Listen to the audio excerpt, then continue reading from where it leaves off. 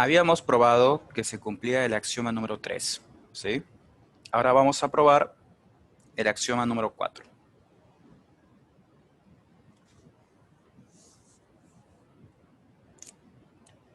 ¿Qué nos dice el cuarto axioma?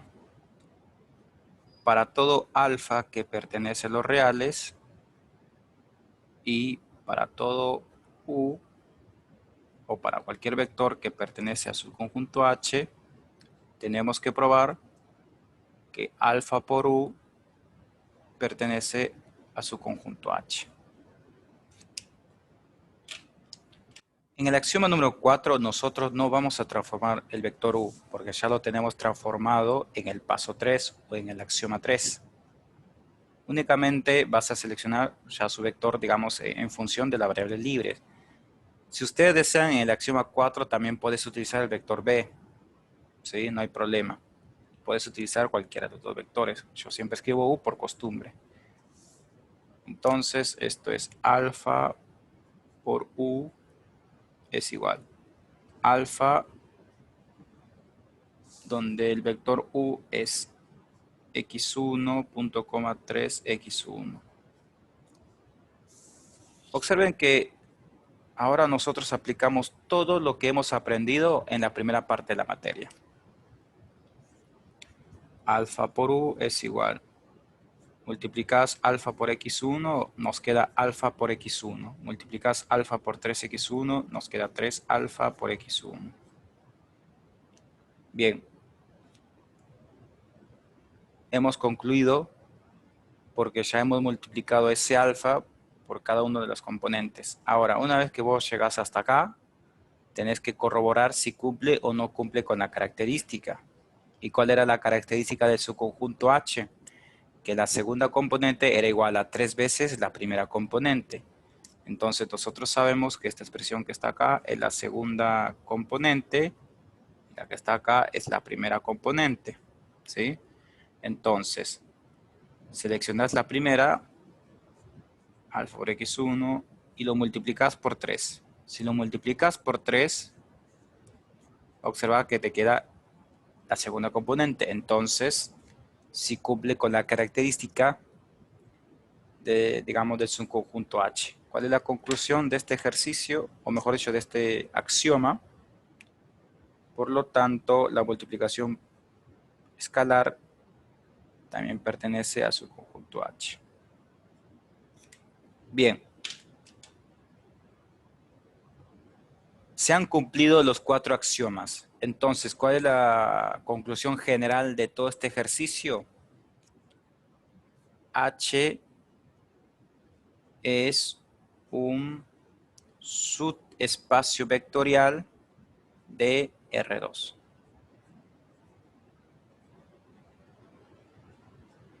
Esa es la conclusión final.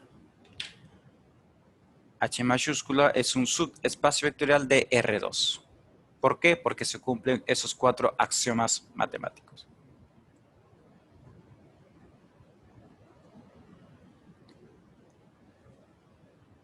Ahora veamos un ejercicio donde no se cumplan los axiomas.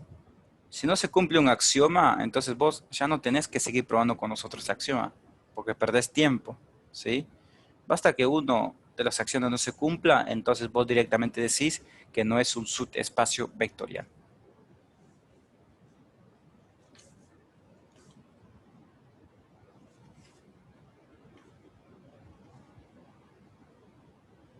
Veamos otro ejemplo. Ejemplo número 2.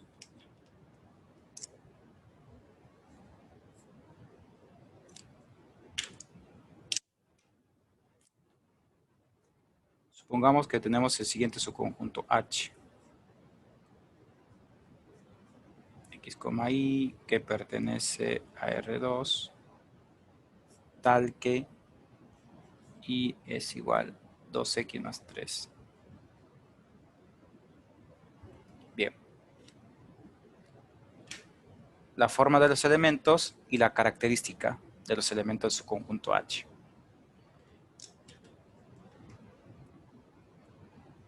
La gran pregunta es su conjunto H es un subespacio vectorial de R3, perdón, de R2? Eso es lo que vamos a probar. Veamos el primer axioma. ¿Qué nos dice? Tenés que probar que H sea distinto al conjunto vacío. Eso es lo primero que tenés que probar. Entonces, seleccionás el vector nulo siempre, ¿sí? ¿Qué ocurre si nosotros seleccionamos el vector nulo? El vector nulo es el 0, punto y coma 0. Entonces, este vector nulo tiene que cumplir con la característica. La característica es y igual a 2x más 3. Reemplazás, esto es 0, esto es 0. Nos queda 0 es igual a 3. 0 es igual a 3, eso es falso en la matemática. El 0 nunca es igual a 3. Eso es falso. Todo número es igual a sí mismo. Entonces, mira, acá hemos llegado a algo falso. ¿Cuál es la conclusión? Por lo tanto, H no es subespacio vectorial de R2.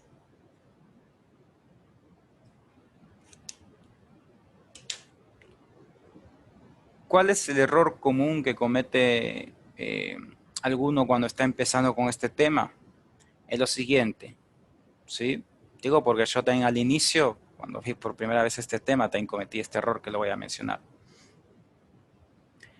Uno selecciona el vector nulo, ¿sí? Entonces, llegó hasta acá, te da un falso. Entonces, un error sería decir lo siguiente. H es igual al conjunto vacío. Vos no podés decir que H es igual al conjunto vacío. ¿Por qué digo esto? Por lo siguiente. Algunos piensan, bueno, me voy a incluir yo también, cuando fui estudiante, es que si el vector nulo no cumple con la característica, entonces uno piensa que su conjunto H es conjunto vacío, porque el vector nulo no lo cumple. Eso es falso, porque puede existir otro vector que sí cumpla con la característica, ¿sí? Es decir, puede existir que si vos le das un valor a X, existe un Y, ¿sí? Y por ejemplo, ¿qué vector sería? El vector 1,5, porque si a X vos le das 1, ahí le das el valor de 5, si cumple con la característica, porque acá lo multiplicas, te queda 5 igual a 5, ¿sí? Es decir, si vos tomás el vector 1,5, sí cumple con la característica. Entonces, su conjunto H es distinto al conjunto vacío, sí, sí es distinto al su conjunto vacío, pero, no cumple, pero el vector nulo no cumple con la característica. Ese es el problema. A mí lo que me interesa es que el vector nulo cumpla con esa característica. ¿Y por qué? Eso lo vamos a ver en la conclusión final, ¿sí? Eso es lo que me interesa, que el vector nulo lo cumpla. Conclusión, si yo tengo cualquier subconjunto numérico, cualquier subconjunto, si ese subconjunto no lo contiene al vector nulo, entonces ese subconjunto a mí no me sirve de nada. Básicamente es eso. Véanlo de esa manera, no me sirve. A nosotros nos sirve aquellos subconjuntos que contengan al vector nulo.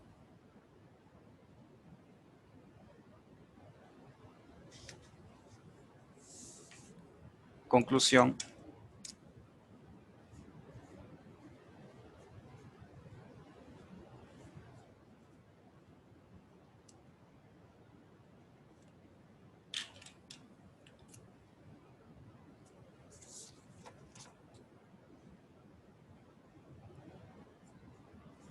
toda recta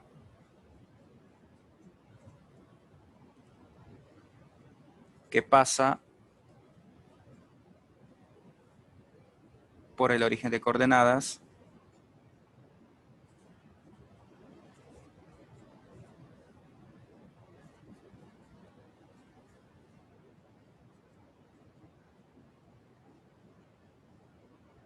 es un subespacio vectorial de Rn.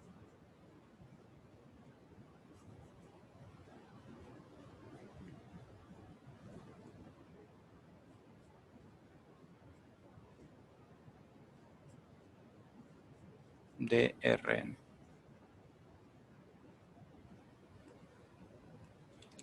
Esa es la conclusión.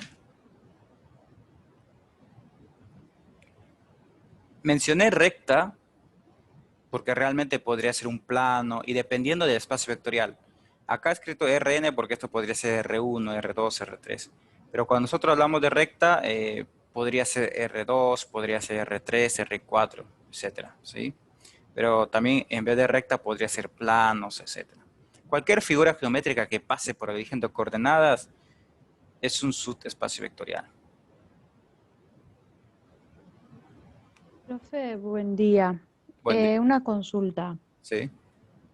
Si el ejercicio estaría planteado en R3, ¿en ese caso sí se cumpliría o tampoco no?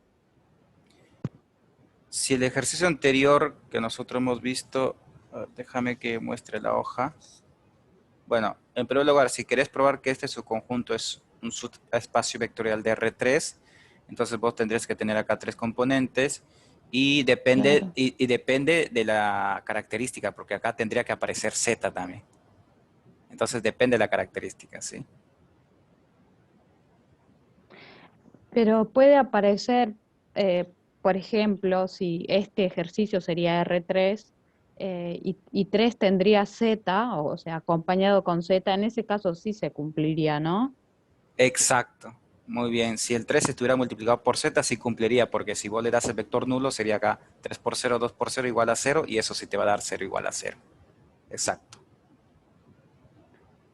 ¿Y habría algún ejercicio que plantearían, por ejemplo, ¿no? Así este modelo, pero en R3 y que no esté acompañado con Z, o sea, solo con dos variables? ¿Puede pasar? Sí, también puede pasar, sí. Pero lo único que cambiaría es lo siguiente. Acá puede ocurrir que no aparezca Z, pero acá tiene que aparecer X, Y, Z que pertenece a R3. Claro. Ah, ok. Gracias, profe. De nada. Bien, volvemos. Entonces la conclusión era el siguiente. Si yo tengo cualquier figura geométrica que pase por el origen de coordenadas, entonces es un subespacio vectorial. Para que ustedes puedan corroborar si un subconjunto es un subespacio vectorial o no, tenés dos caminos. Primero, la forma analítica, que es lo que hemos visto ahora, y la segunda es la forma geométrica. Tendrías que graficar las figuras, digamos, el subconjunto, y de esa manera lo podés visualizar, ¿sí? Bien, entonces, si nosotros tenemos el siguiente sistema, y X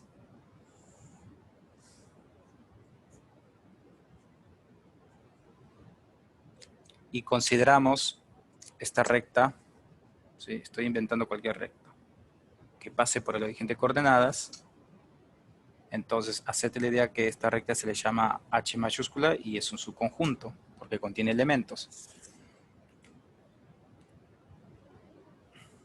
Supongamos que en el examen yo no te escriba los ejercicios de forma siguiente, ¿no? Sino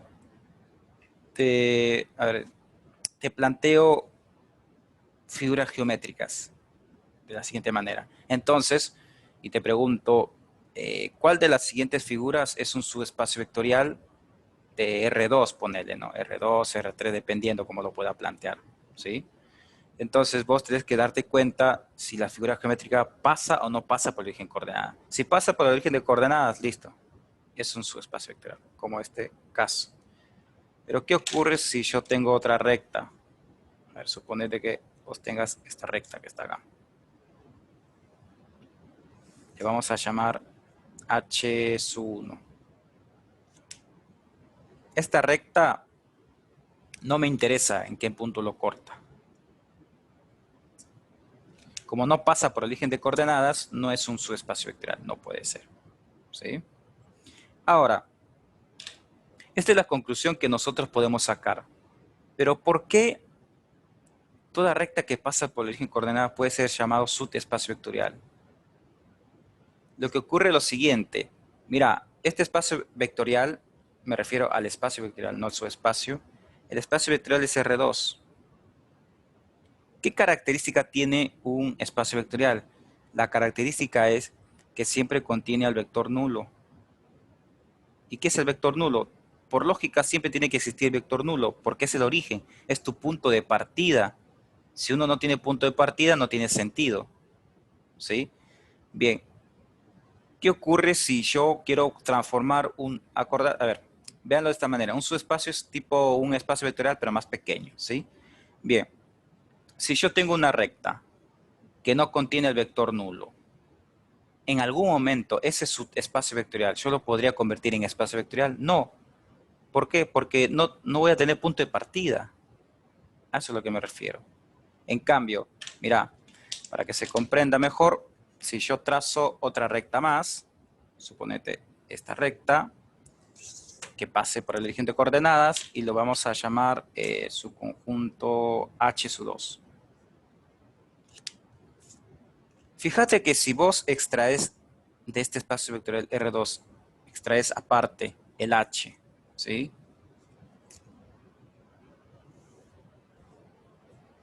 Y extraes también el H sub 2,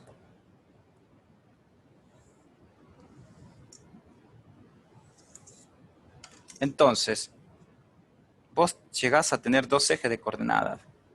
Mira que de este espacio vectorial R2 hemos extraído dos rectas, ¿sí? Que pase por el eje de coordenadas. Y con estas dos rectas quiero construir un nuevo sistema de coordenadas. Mira, a esto se le va a llamar subespacio de este espacio vectorial porque surgió de todo esto, ¿sí? ¿Y qué es lo que tienen en común ambas rectas? El 0, 0.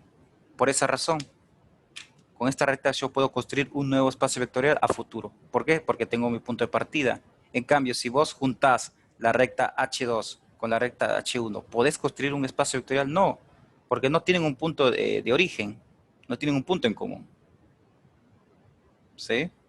Bien, espero se haya comprendido. Si esta última parte no lo comprendieron, no se hagan problema. Algo así tampoco no les voy a preguntar, pero lo quise explicar para que más o menos se entienda. Profe, ¿Sí? yo leí en la guía que decía que cualquier recta en R2 que pase por el origen de coordenadas va a ser un subespacio, por más de que verifique las cuatro ecuaciones. Eso es verdad. Sí, sí, sí, sí.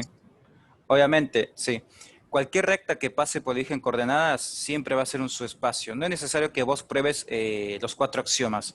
Si vos ya tenés, digamos, la habilidad de reconocerlo, que es una recta que pasa por el origen coordenada, porque quizás alguno de ustedes ya cursó análisis matemático 1, entonces, si vos tenés una función lineal y vos sabés que esa función lineal pasa por el origen coordenada, entonces vos no tenés que perder tiempo probando los cuatro axiomas matemáticos. Directamente vos decís que ese subconjunto es un subespacio vectorial.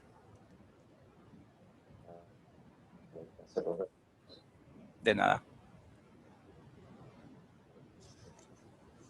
Profe, una pregunta. ¿Sí? ¿Cuándo tendríamos el segundo parcial? No me acuerdo si usted había dado una fecha. Sí, la fecha está establecida, pero no lo recuerdo ahora. En todo caso, cuando les comparta el link de esta clase, les paso la fecha del segundo parcial. Y si me olvido, me hacen acordar, ¿sí? Ah, bueno, dale, gracias. De nada.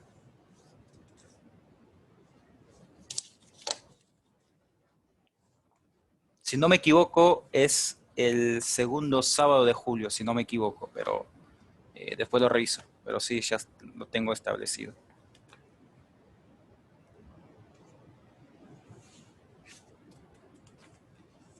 Veamos otro ejemplo. El número 3.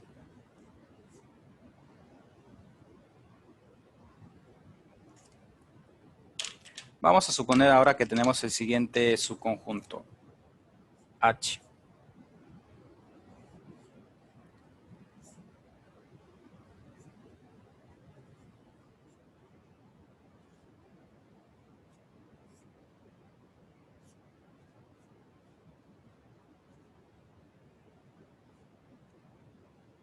Bien, ahora veamos un ejemplo con matrices. Tengo que hacer un ejemplo con matrices, dado que en la guía aparece con matrices también.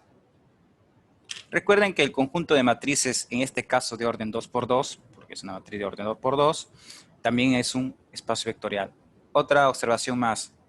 Observen que acá no he escrito el espacio vectorial, pero ya ustedes tienen que inducir cuál es el espacio vectorial. El espacio vectorial es el conjunto de matrices de orden 2 por 2, es decir, este es el espacio vectorial. Puedes escribir una R mayúscula y arriba escribir 2 por 2, que simboliza el conjunto de matrices de orden 2 por 2, ¿sí? Acá únicamente he escrito que X pertenece a los reales, es porque me refiero únicamente al elemento. Tengan claro esta parte, ¿sí? En algunos ejercicios, digamos, no se escribe el espacio vectorial, pero ustedes lo tendrían que identificar. Una pregunta de este estilo también podría aparecer en el final, más que todo, porque en el final son 20 preguntas, ¿sí? Y lo tienen que rendir en 2 horas y 30 minutos. Y obviamente los ejercicios son algo así breves, ¿sí?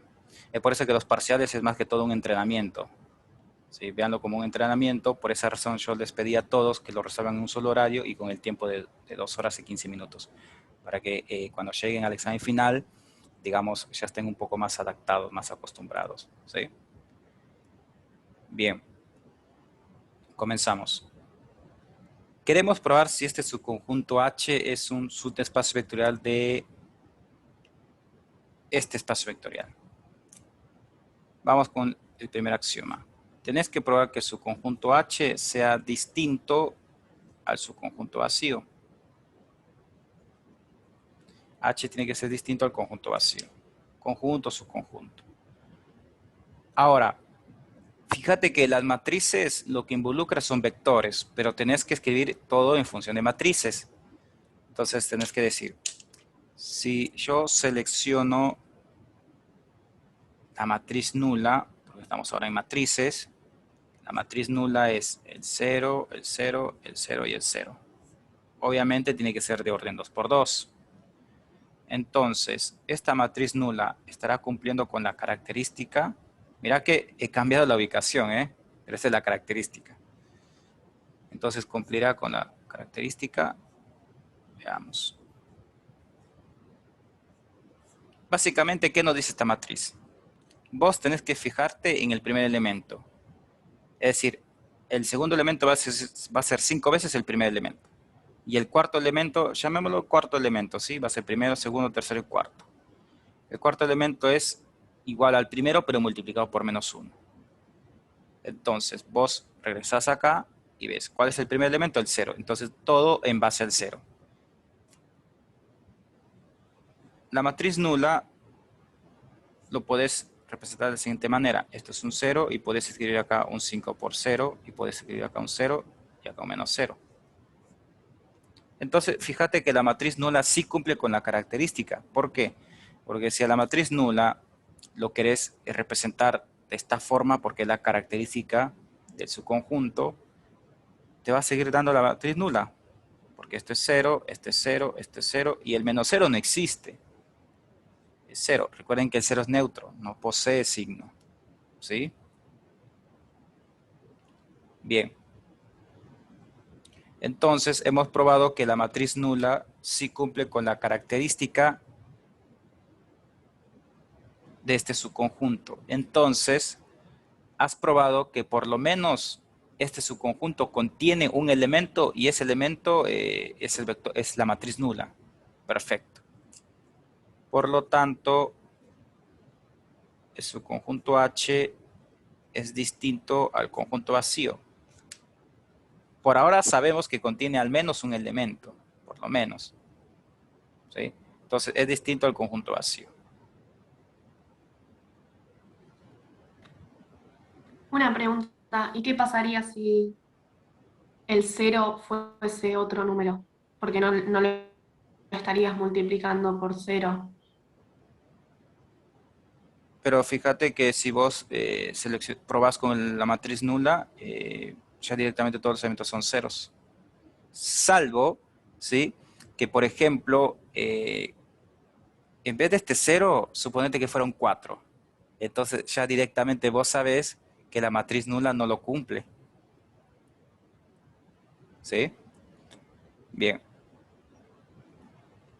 Creo que eso era tu pregunta, o no. Ok. Bien. Se dan cuenta que poco a poco, a simple vista, vos ya te vas a dar cuenta si el vector, perdón, si la matriz nula, en este caso son matrices, cumple o no cumple. ¿Sí? Bien, obviamente yo tengo que escribir todo para que así en conjunto lo podamos visualizar y se comprenda. Después, muchos pasos vos podés omitir, algunos a simple vista lo realizan, no hay problema. Como ahora los exámenes no son escritos, normal. ¿Sí? Salvo en el oral, bueno, ese es otro tema. Bien, ¿cuál es el segundo axioma? Su conjunto H tiene que estar incluido en el conjunto de matrices de orden 2×2. Y esto es sí por definición. El segundo es siempre sí por definición.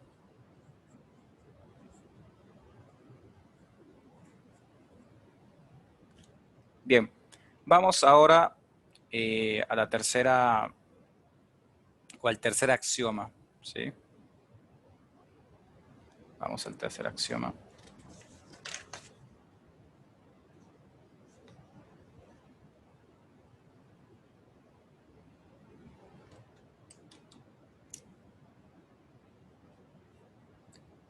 El tercer axioma nos dice, para todo, a ver, si ustedes desean, puede escribir el vector U o B, pero cuando yo estoy con matrices tengo la costumbre de escribir para todo A o B, ¿sí? Que pertenece al subconjunto H. Entonces vos tenés que probar que la suma está dentro del subconjunto H. En este caso ya no es necesario escribir arriba una flecha porque fíjate que las matrices contienen vectores. ¿Sí? Bien, entonces, en el paso número 3 nosotros tenemos que construir dos elementos del subconjunto H. Pero esos elementos tienen que ser genéricos. ¿Sí? Es decir, sus elementos son letras, por decirlo de esa manera. Vamos a seleccionar una matriz A donde sus elementos son. ¿Qué forma tienen los elementos de una matriz? A11, A12, A21, A22. Es la forma de los elementos de una matriz. Obviamente tiene que ser una matriz de orden 2×2. Consideramos otra matriz B. Sus elementos podría ser B11, B12, B21, B22. En el caso de matrices, a ver, ahora nosotros vamos a realizar lo mismo. ¿Sí? Es decir, necesitamos que esté en función de la variable libre. ¿Y cuál es la variable libre? Veamos. Fíjate que acá la variable libre es X. Y me doy cuenta por esto, porque dice que X pertenece a los reales. Le puedes dar cualquier valor. Entonces, esta matriz lo puedes representar de la siguiente forma.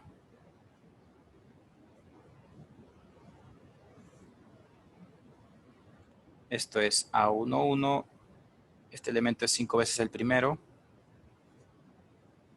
Escribís acá el 0, acá escribís el menos A11. Lo mismo haces con la matriz B. Esto es B11. Acá vos tenés 5 veces B12. Acá tenés el 0 menos B11. Listo.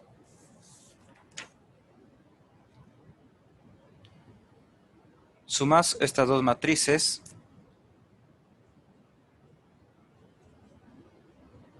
Bien, nosotros ya sabemos sumar matrices, ¿sí? Antes que me olvide, si en algún momento no realizo, digamos, a ver, en el examen podría aparecerles cualquier subconjunto, pero con respecto a cosas que hemos visto anteriormente, ¿sí? Eso tenganlo claro. Acá, por ejemplo, si yo hubiera querido, no hubiera resuelto ningún ejercicio con matrices, pero ustedes, digamos, sí les pudo haber aparecido, porque es algo que nosotros vimos en la primera parte de la materia. Pero bueno, quise hacer al menos uno para que ustedes tengan una idea. porque me parece que en la guía aparece 3 o 4 o 5 ejercicios, pero con matrices. Acá sumamos estas dos matrices, ¿sí? Donde dice 5A es, el subíndice es 1, 2, ¿no? A ver, déjame que lo reviso. Esto es 5 veces el primero. Sí, acá es A11. Acá tengo un error. Acá es B11. Sí, gracias. Acá tengo un error. Profe, ¿puede explicar por qué puso el A11? Me perdí esa parte. Ok, porque acordate que si yo tengo una matriz A mayúscula, esos elementos siempre son, por definición, A11, A12, A21, A22. ¿Sí? Entonces, ahora, recordemos que la forma de la matriz o los elementos del subconjunto H son de la siguiente estructura, que este elemento que está acá siempre es 5 veces este elemento, ¿sí? Y este elemento que está acá siempre es el primer elemento, pero multiplicado por -1, por la forma que nosotros lo hemos definido. Perfecto, gracias. De nada. Siempre tienen que guiarse en la forma que nosotros lo estamos, digamos, o de la característica. Bien. Observen que acá había tenido un error, y eso ocurre con matrices. Bueno, por el tema del subíndice, uno tiende a cometer errores. Bueno, ahora sumamos estas dos matrices. Sumas el primero con el primero, esto es A11 más B11. Sumas el segundo con el segundo, esto es 5A11 más 5B11.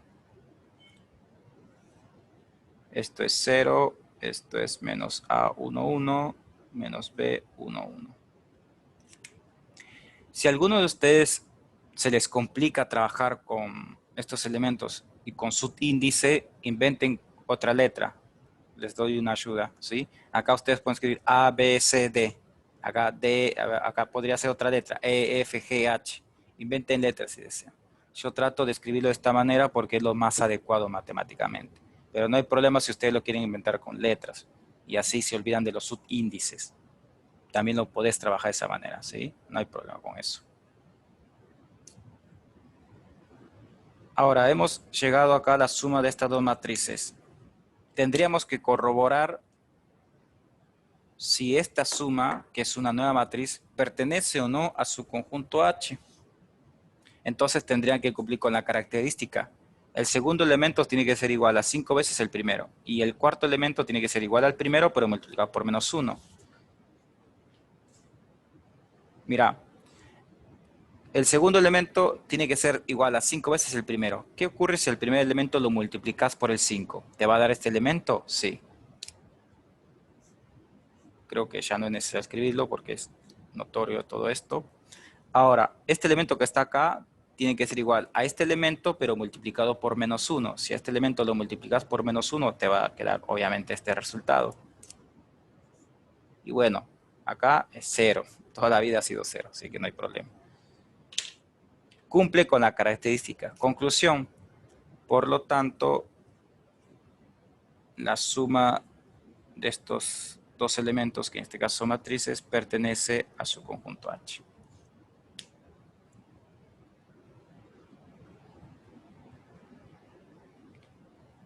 Profe, ¿podrías Sí. poner un segundo la hoja anterior que me faltó copiar algo? Sí.